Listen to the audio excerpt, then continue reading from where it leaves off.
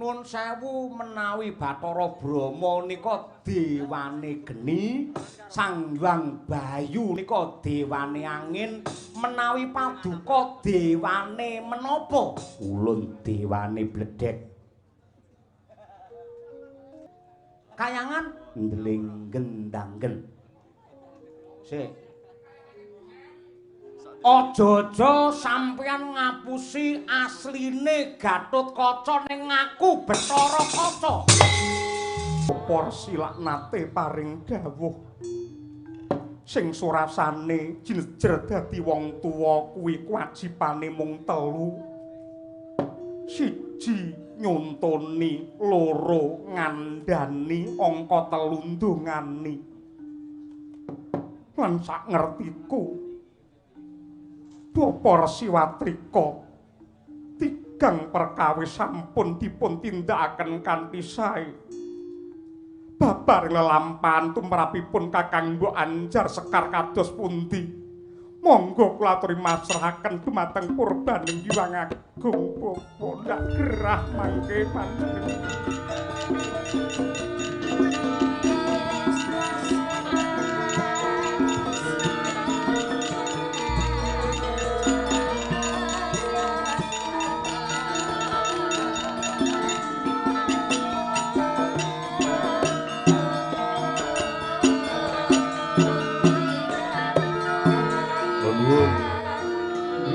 Monggo sinten iki nuwun sewu leres mriki griyanipun Yayi Anjar Sekar iki jenengan nuwun sewu kula pun Arya Pranowo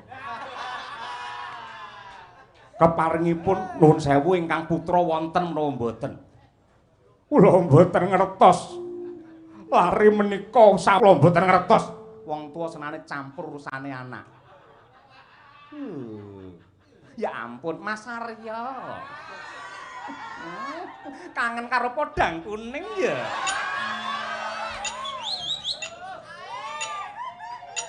Ya sing jedut aku bokonge jebrot aku, lenjaran apik aku. Ayo dolan ya.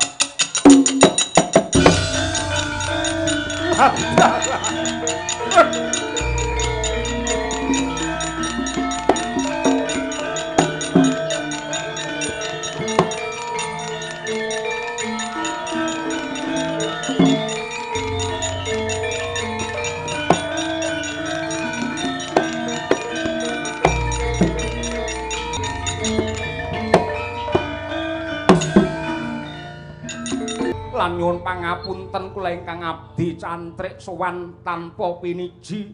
Ana apa cantrik? Ngaturaken kawuningan biliri palungguhan samangke pendhapa pracarbaan ing candhi Pancuran wonten dayoh wonten tamu. Dayohe sapa? Tamune sapa? Menawi mboten lepat Nata Agung Ndarawati Sri Bathara Kresna.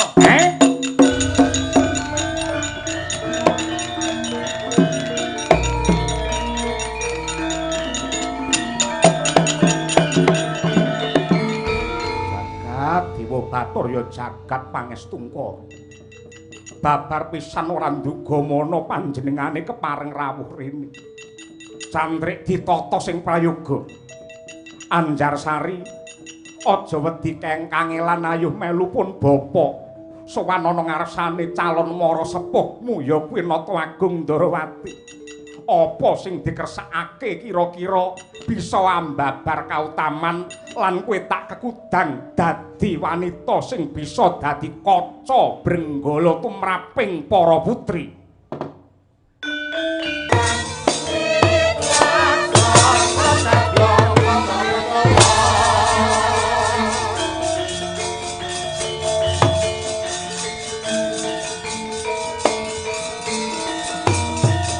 Kuncing langit kelap-kelap katon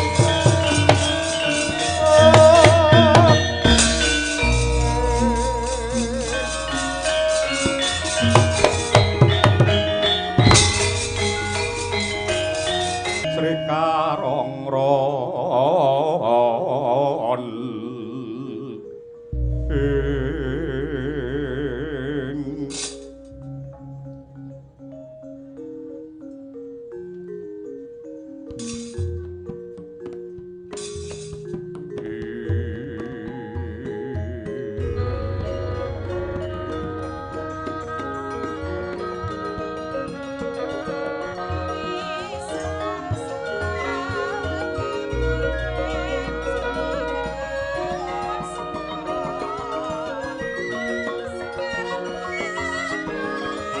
Tatkolona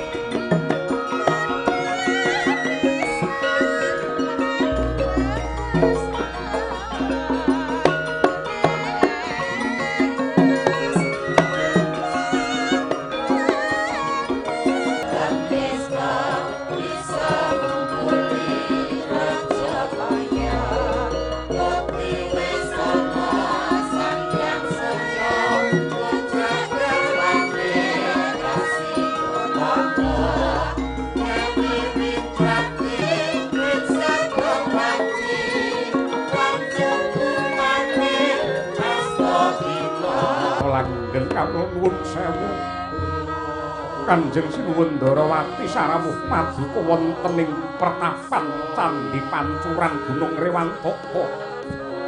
Kula ngaturaken pambagi panakrami kunjuk sinuwun.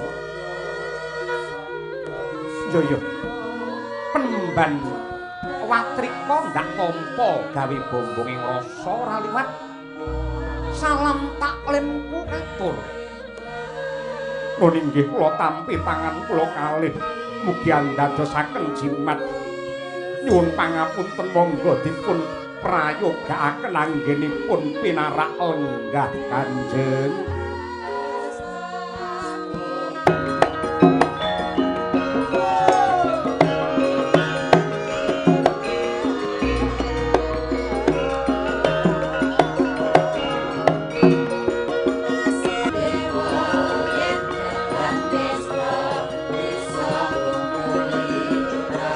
Kula ingkang abdi Punanjar Sari ngaturaken sembah pangabekti awit rawuh paduka sinuwun Prabu Ndarawati Si Bathara Kresna. Wiwit dina iki mbok dikulinake yen ngaturi marang panjenenganing sun ki aja sinuwun ning Rama Prabu bisa ora? Merga jeneng sira kuwi sasi ngarep dadi mantuku. Rama Prabu bisa apa ora? Nggih saged ning tapekno. Nanging utawa namung raos sing manah kula kok ewet pekewet. Mula men ora ewuh pekewuh dikulinakake. Ayo. Nggih. Ngaturaken sembah pangabekti Rama Prabu sinuwun. Sinuwune ditinggal. Nun inggih Rama Prabu sinuwune ditinggal.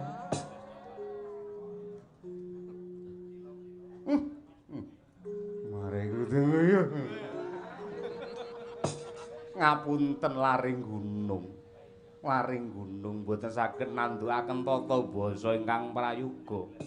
Ora dadi apa Resi Watrika.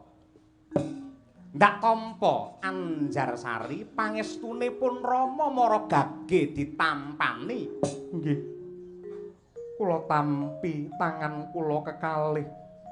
Mugi dadosaken cimating gesang kula dipun prayogakaken anggenipun sowan sinuwun. Piye? Dipun prayogakaken anggenipun sowan menika kula sampun rawuh. Engko suwi-suwi ning kraton bakal tumata kanthi becik basamu. Nggih matur nuwun. Nuwun sewu. Rawuh paduka ndadosaken kagiyating manah kula. Bombong Birawa prasasat kejugurukan wukir sari kablabaran samudra madu. Mokal menawi boten wonten wigatos ingkang badhe kababar menawi wonten bab ingkang dados rana gela gerah sajroning penggalih awit saking patrapipun Watrika kula cumadung dawuh lan menawi kedah nampi pidana kula boten badhe swala. Resi Watrika wonten dawuh sinuwun. Aja kaduk ati bela panampa. Gedhe panyakra bawamu tumrap anggonku munggah ning pertapan Candhi Pancuran iki nandukake rasa pingget ki babar pisan ora ning kejaba rasa kapang yektine mung bakal ngencengi rembug nggolongke pitung putri Musi Anjarsari ingkang bakal dipalakrama kelawan anakku si Setyaka. Lah lajeng aku mau bakal kondo nadyan to besok pahargyan digelar ana ing pertapan Rewantaka ndak suwun panjenenganmu aja repot mengko kabeh uba rampe sing nggawa Ratu Ndarawati wiwit saka pahargyan gelaring budaya waranggana wirapradangga sak pradanggane pisan tendha kajang panggung sak konsumsine sing nggawa aku so. Panjenenganmu cepak nggon karo kanca-kancamu kon dadi dolok ngono wae.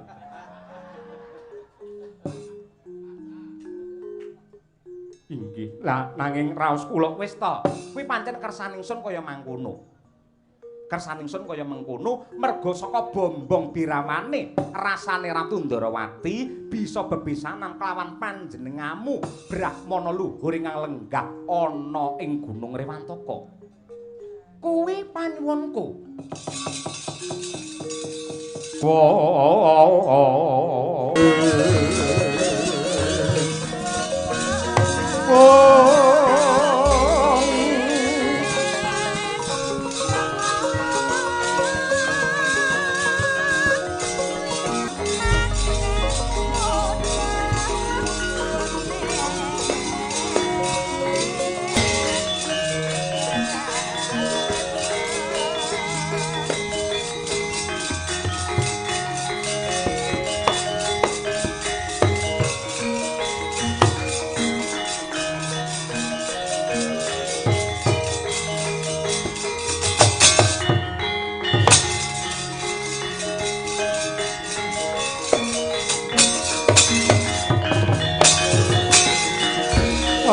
Sang Kalimantabe tinebening tulak manudma waing tawang tuwang Bapa Resiwatrika kula ingkang putra ingkang sowan wonten pertapan Candhi Pancuran boten langkung sembah pangabektinipun ingkang putra mawantu-wantu kunjuk bapa nun inggih dawah sami-sami nun sewu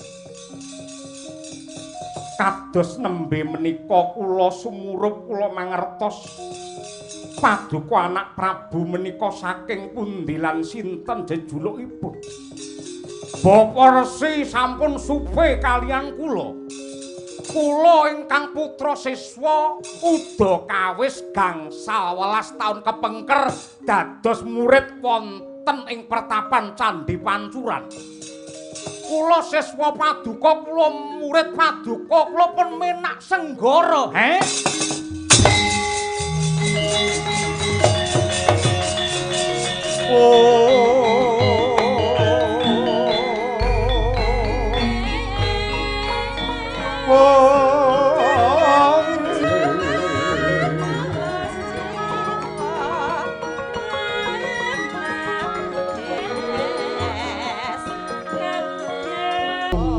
Siswa mriki nggih sampun kemutan kalih menak senggara siswa Paduka ingkang beling piyambak niku kula. Jagat Dewa Bathara. Nggih, jagat dewane. Nggih. Sampun jumeneng nata. Sampun. Awit saking berkah pangestu Paduka, kula sampun ngentosi palengganipun Rama Prabu. Sakmangke kula jumeneng Narendra wonten negari Parangbarong kanthi jejuluk Prabu Menak Senggara. Syukur bagi sewu yen tetela kados mekaten. Lah, kabaripun ingkang Rama kados pundi? Sampun bar sewunipun. Ngoten. Bapak kula niku kados ngaten angger matur kaliyan ibu karo cah kae langsung ngoten niku ibu kula langsung munggah meja kali cincing kali nuding-nuding. bapak niku ambekanipun mboten tumata lajeng dawah ngoten dados lan sedanipun. Mugi-mugi saged husnul khotimah. Napa niku? Niku napa niku? Nggih, mugi-mugi tansah pikantuk kasuwargan jati. Sabda jati, kasuwargan jati. Sabda jati lak wau. Sarmati sabda jati. Nyuwun pangestunipun mugi-mugi kula saged langgeng lestari wibawa anggen kula dados ratu wonten ing Parangbarong. Nggih, mugi-mugi Gusti ngijabahi. Lah lajeng kok keraya-raya minggah wonten ing Gunung Rewantaka menika wonten wigatos menapa? Nuwun sewu kejawi kula menika tilik dumateng pertapan mriki. Kula ugi ngaturaken sembah pangabekti dumateng Paduka Rama penemban ing sampun minteraken dumateng kula. Ingkang wos wigati, kula menika badhe mulyakaken dumateng Paduka guru kula. Kula bodho dadi pinter, goblok dadi mudeng menika awit saking sedaya wewarah kautaman saking guru kula nenggih Paduka Resi Watrika.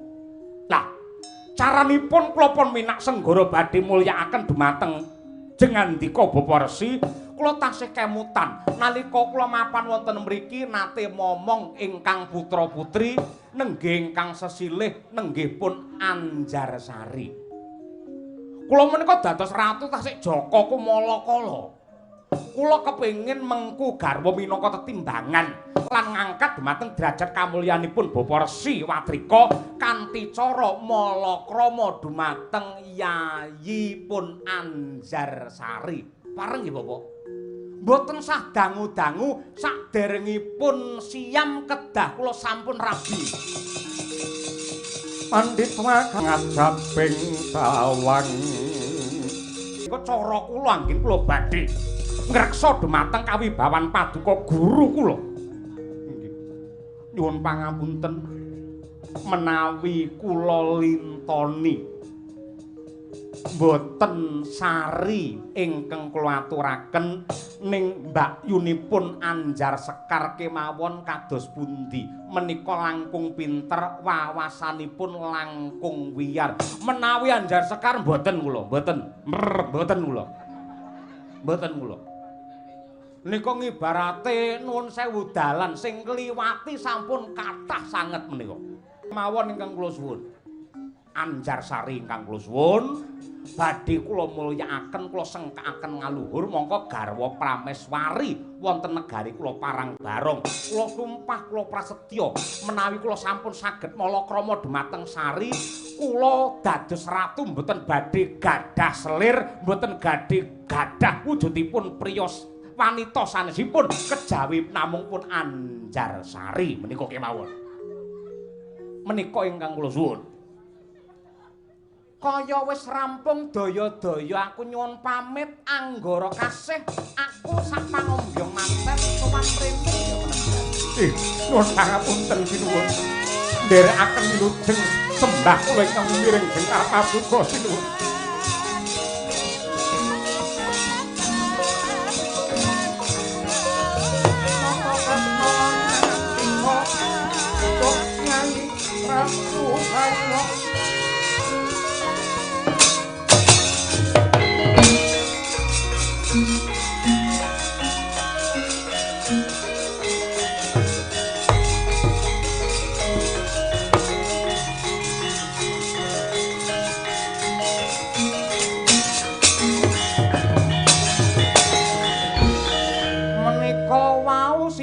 Bapa lho Narendra Agung Ndarawati Sri Bathara Kresna ingkang kondhangipun titis Bathara Brama Wisnu.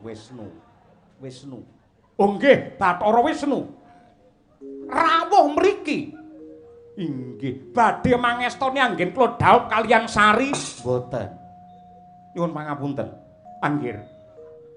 Yektosipun kula menika sampun kencan rembag pitung mateng kalian Ratu Ndarawati kula badhe bebesanan.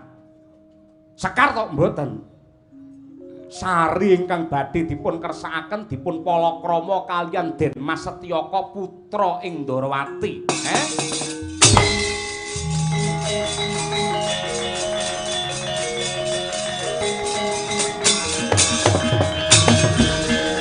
Mang pinarak ingkang prayogi kula susule Ratu Ndarawati.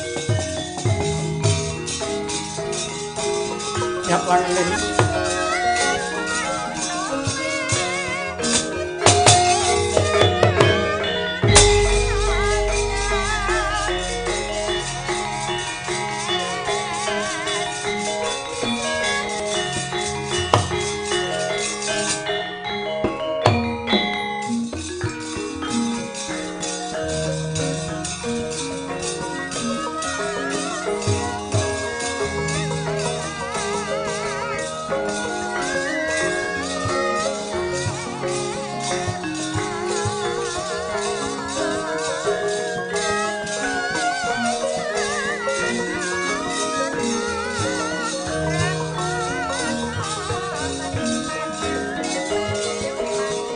Anjarsari tan wurunga kriwikan dadi grojokan perkara sepele dadi gawe wong guyon dadi tangisan.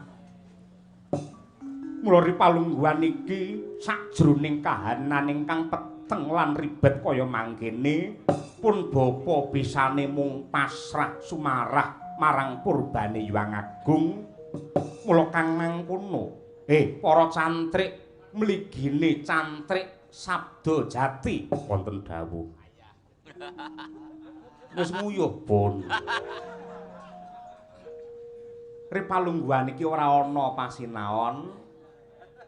Nggih, KRS dipun kempalaken. Ya, tak tandha tanganane merga pun bapa bakal manjing sanggar pamujan magita-gita meminta marang sih nugrahane Hyang Agung.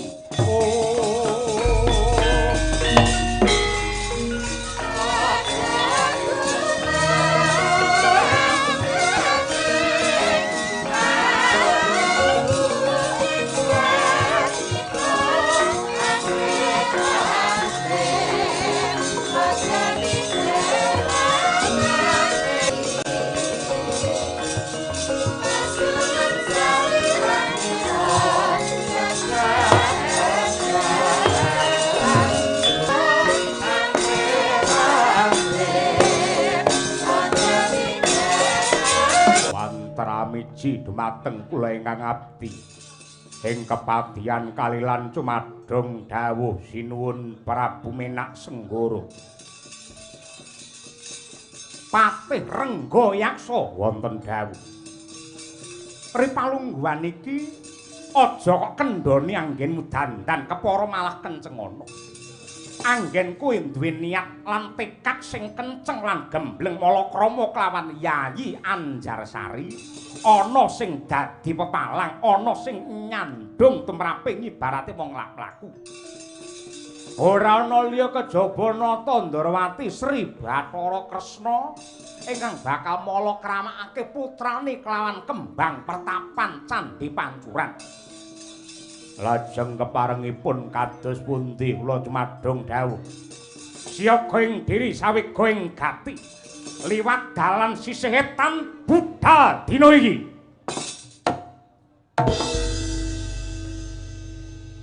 Krek lampit prungkat kimpul waton lanang nyekel gaman. Tandya, tandya, tandya, tandya.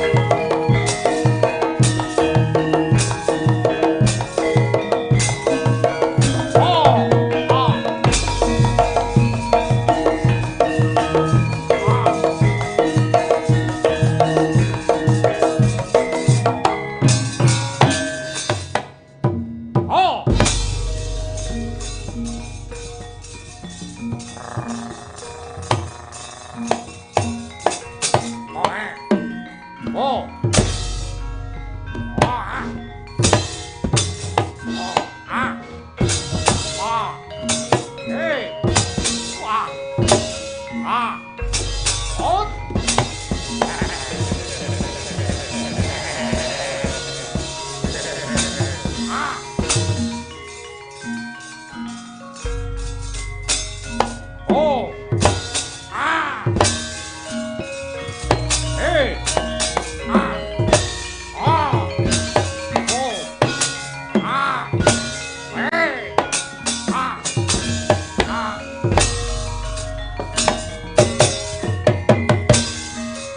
Sing jeduluk Sri Bathara Kresna.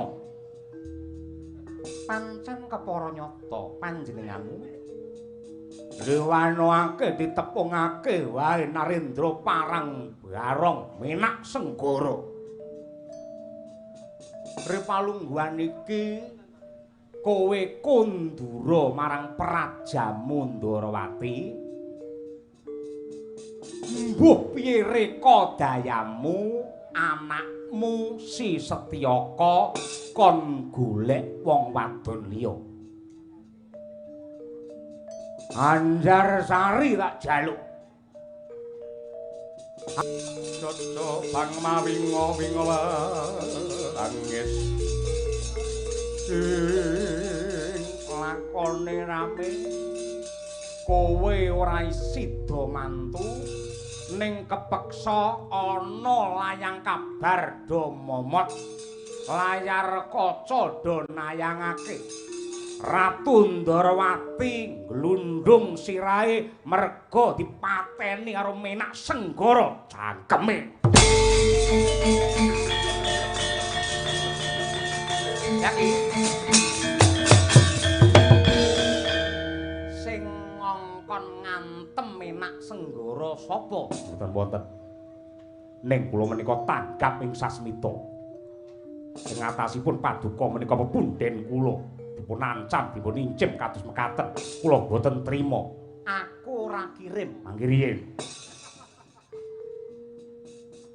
Kula ingkang boten nrimakaken paduka nganti dhumateng kula minggah wonten Gunung Rewantaka menika mestinipun supados ngreksa dhumateng kawibawan lan kawilujengan.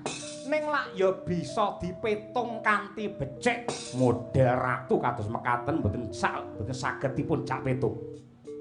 Kula pun apal pramila saking menika katuran pinarak ingkang prayoga anut lakuning Kurawa ing muni atine ape manyu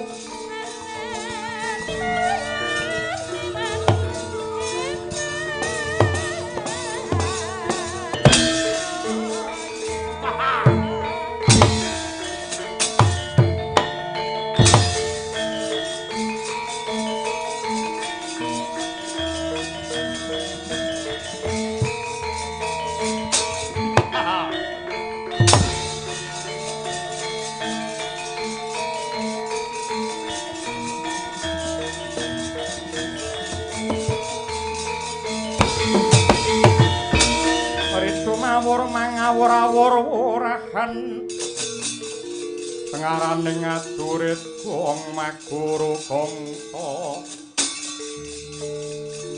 tetep kaya butula wara pandriting Surangga Hesti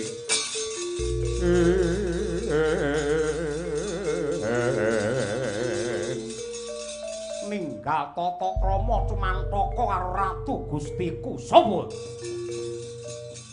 Senopati Ndarawati Setyaki kang dadi aranku. Kowe kesete Prabu Menak Senggara ya dasar para nyata tumandang garba kang dadi aranku.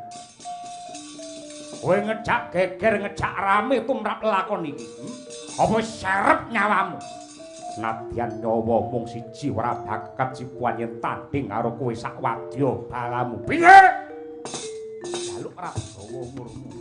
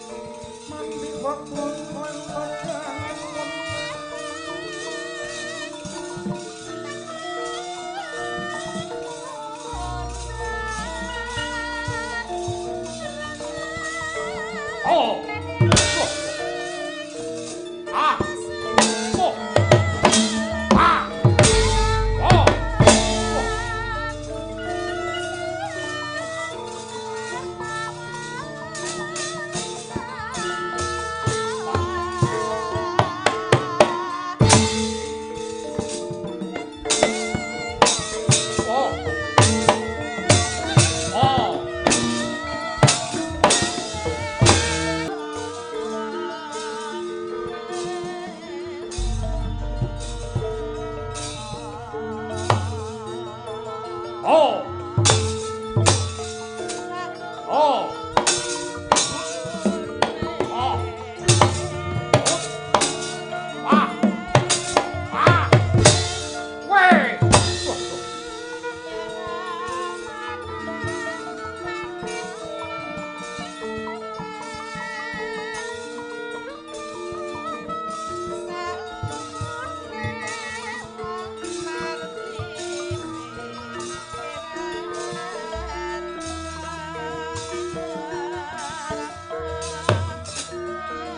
Wah.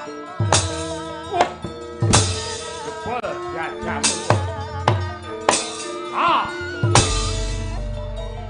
Sambak kok. Hah?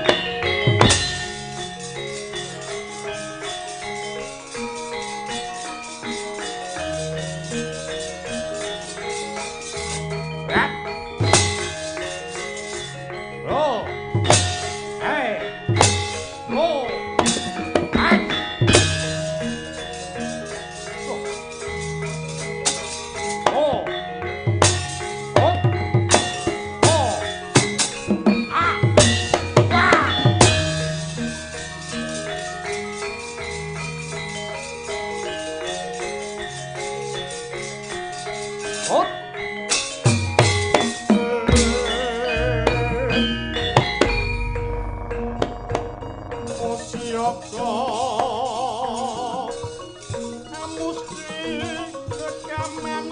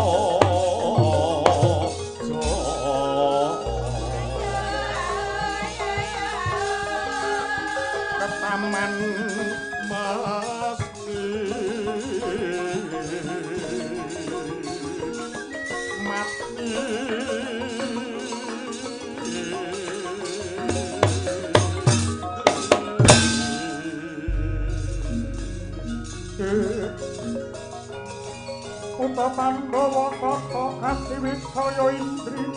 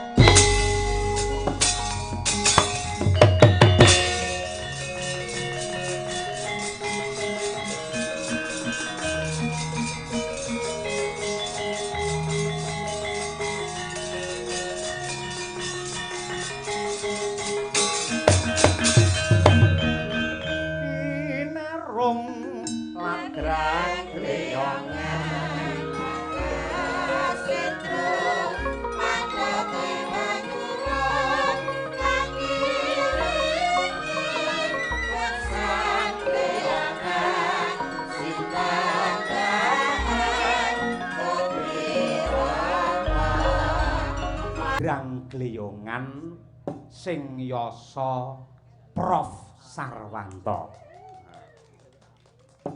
sing nggon foto story saya muda ae. Nah, ndak bacotake anggenku tutur ya Sari. Wanita uga sinebut putri, estri lan uga wadon. Wanita tegese wani ditata, wong wadon yen wis bebrayan kudu wani lan gelem ditata karo guru lagi anggone mbangun keluarga tumuju marang kautaman lan uga kerukunan. Angka loro uga sinebut putri, puput marang tri perkara tegese rampung telung perkara ya kuwi leladi marang guru lagi, leladi kelawan wong tuwa lan uga leladi marang putrane kabeh. Uga sinebut estri sing tegese adekani dadi papan lan dadi panggonan tumrape kakunge anggene tentremke rasa lan papane anak beningake pikir. Mula wanita kuwi kudu bisa ngedem-dem marang swasana, ngendhakake lan uga ngemutake lamun ta garwa lagi suntrut lan duka. Yen ana perkara keluarga wanita kudu dadi banyu, aja malah dadi geni sing bakal ngobong wong bebrayan. Malem warsa enggal mangtindak rene meneh dolan Rawan Sekar. Ya. Ora wurung aku mung bakal manut sedina wae aku ora ketemu kelawan kowe, rasaku wis bingung. Sedina ora pinanggih kelawan kowe, rasaku wis lemes lan lesu. Padha karo aku yen ora ketemu karo kowe ning awake giyatel kabeh. Dah. Sekar. Lungguh.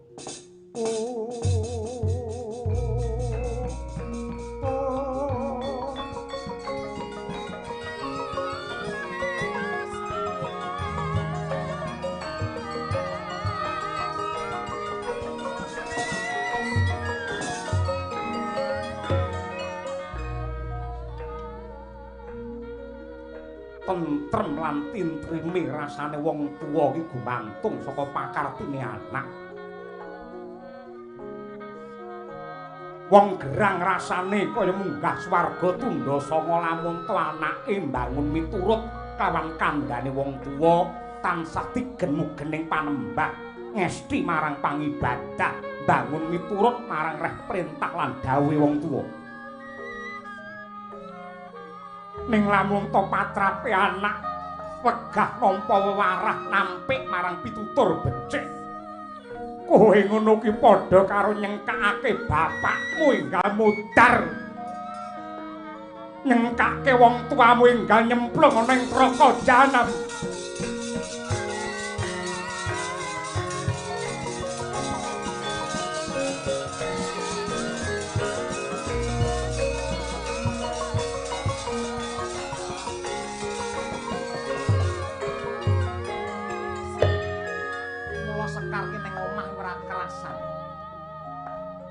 Wiwit cilik mula yen karo Sari anane mung ndok tresnani, anane mung ndok turuti tembung alus.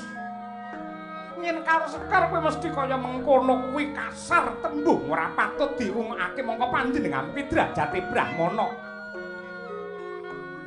Rina wengi tansah ngelekake kelawan Sekar. Apa panjenenganmu ki apik-apike menungso? Aku percaya Ripalungguhan iki nang asrama dadi pendhita, dadi kiai sing becik. Apa ndak kira aku ora ngerti jaman cilik aku mbiyen? Wong sak plataran iki sing dosane akeh dhewe ya mung Resi Watrika.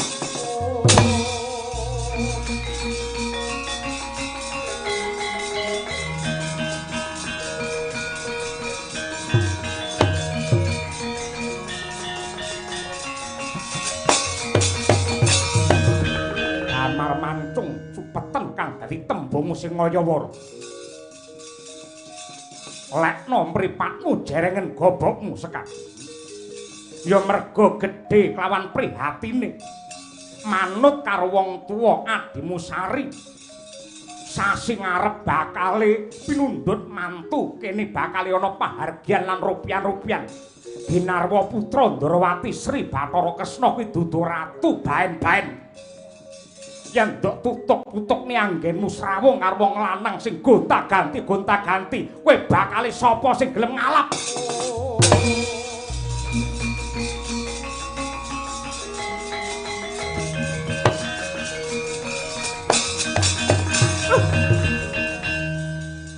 Tungamu karo anakmu kaya ngono eleke. Ripalungguhan iki sawangen apa? Sawangen antarane Sekar karo Sari, kira-kira sapa sing bakal luwih bejo?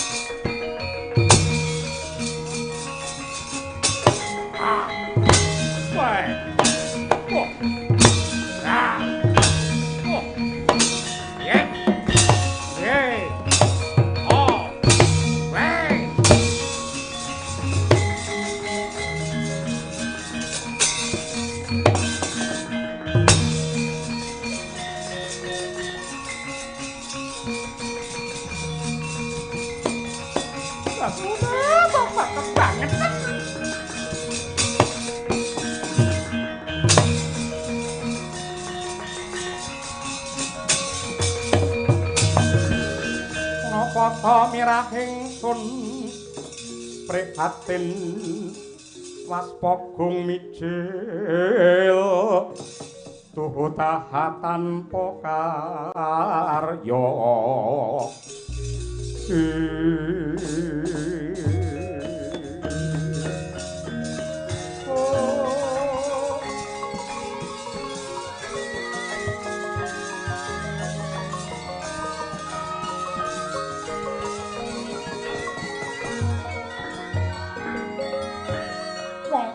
kebangetan sing dadi ucape mongko mandi-mandine pangucap ora kaya dongane wong tuwa parandene kowe tega mentala bapa watrika kowe mbandingake aku kelawan Sari ripalungguhan iki ora mung marang panjenenganmu ning marang jagat saisine Sekar bakal mbuktekke kira-kira besok Raden Setyaka ambruk ning pepangkone Sekar apa Sari sawangen.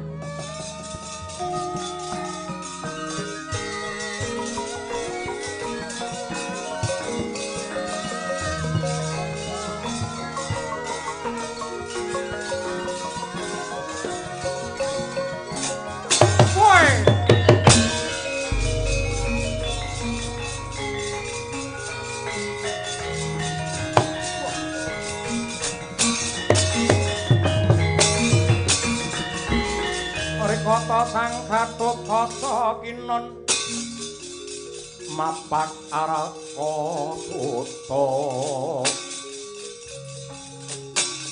Kekapira Kresna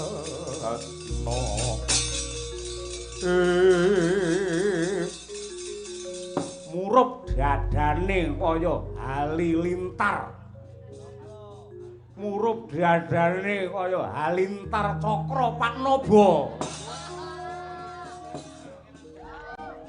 kawula numinggih sapa kowe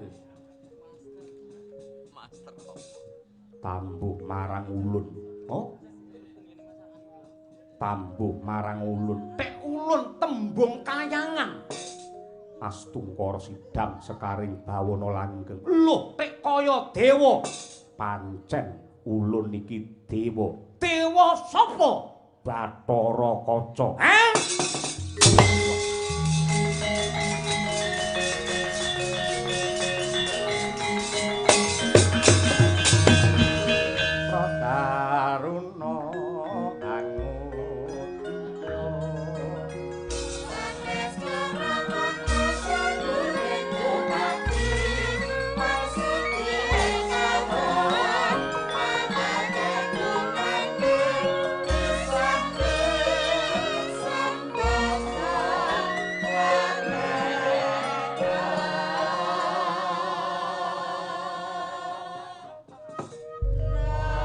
Pukulun Bathara Kaca Sriwedari Nuwun sewu menawi Bathara Brama nika dewane geni Sang Hyang Bayu nika dewane angin menawi Paduka dewane menapa ulun dewane bledhek saking kahywangan pundi ndelinggendanggen kayangan ndelinggendanggen sik aja-aja sampeyan ngapusi asline Gatut Kaca ning ngaku Bathara Kaca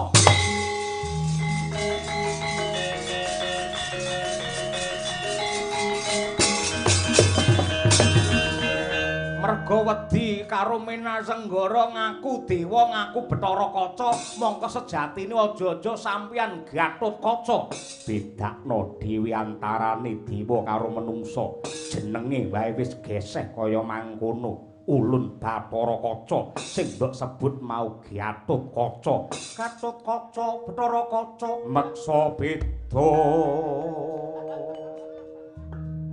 beda benten nuwun sewu yen Gatotkaca dedegipun padha kelawan ulun suwantenipun padha kelawan ulun aja-aja sampeyan Gatotkaca bedakno dhewe Gatotkaca Bathara Kaca meksa beda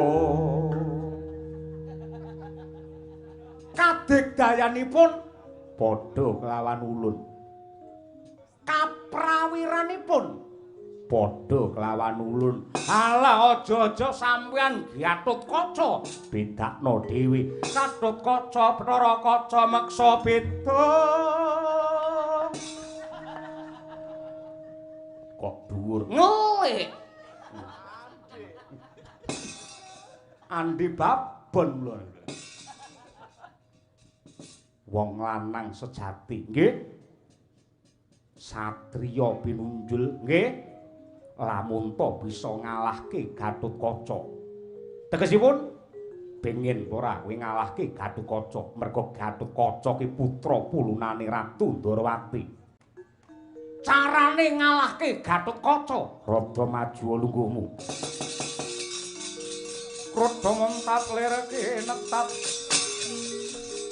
Sukaya ini pidodo bang mawing wengit netra kocak ngundar andir weningno pancandriyamu nggih remno netramu mboten saged bablas tilem niki mangke kula men wening pangesti merem nggih lajeng yektine sing jeneng Gatotkaca ora genep loro ya aku iki Tampanana